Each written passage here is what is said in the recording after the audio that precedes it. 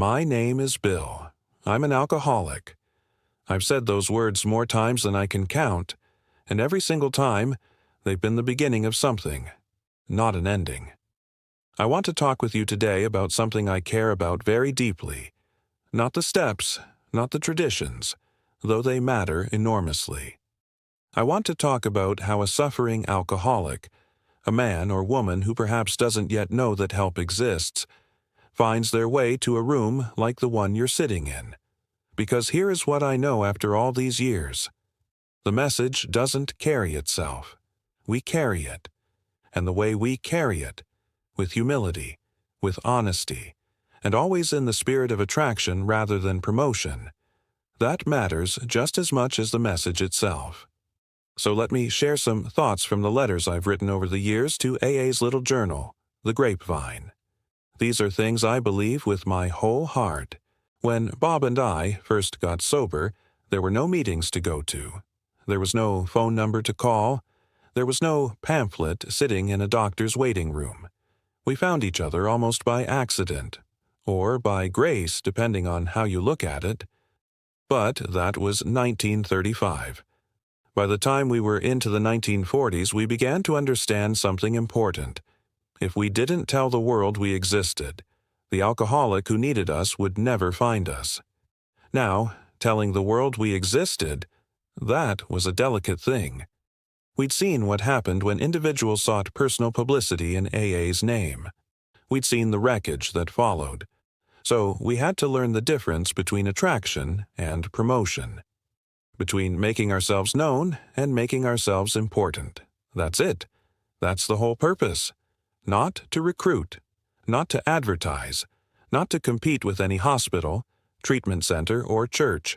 Simply to say, we are here. We have found a way, and if you want what we have, the door is open.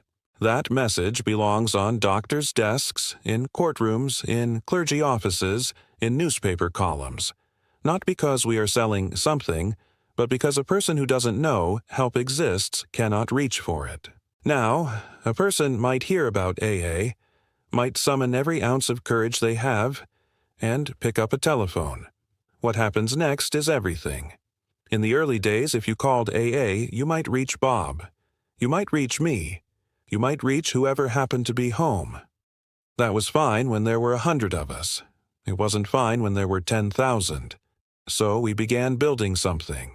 We called them intergroups, central offices where the local groups pooled their resources so that no call would go unanswered, so that a man shaking in a telephone booth at 2 a.m. would reach a human voice, a sober voice.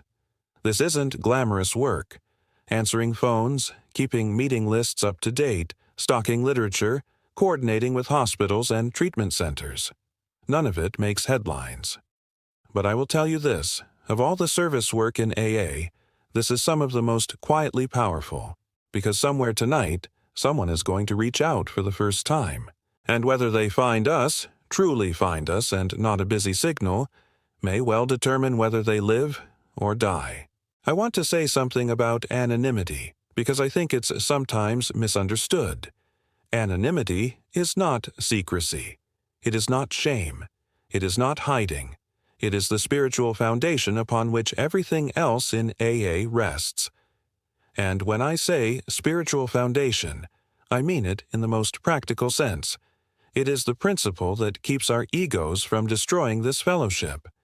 You see, when we go out and do public information work, when we talk to a doctor, when we speak at a hospital, when we give an interview to a newspaper, we do so as members of AA, not as individuals representing AA. The moment any of us says, I am the face of Alcoholics Anonymous, we have made a very dangerous mistake. Because if we stumble, and we are human beings, we stumble, we carry the fellowship down with us. At the level of press, radio, films, and television, we maintain our personal anonymity absolutely. Not because we are ashamed of who we are, but because we understand that the message is larger than any messenger. I've had to remind myself of this more than once. Here is something I have come to believe absolutely. An AA member who does no service will not stay sober for long.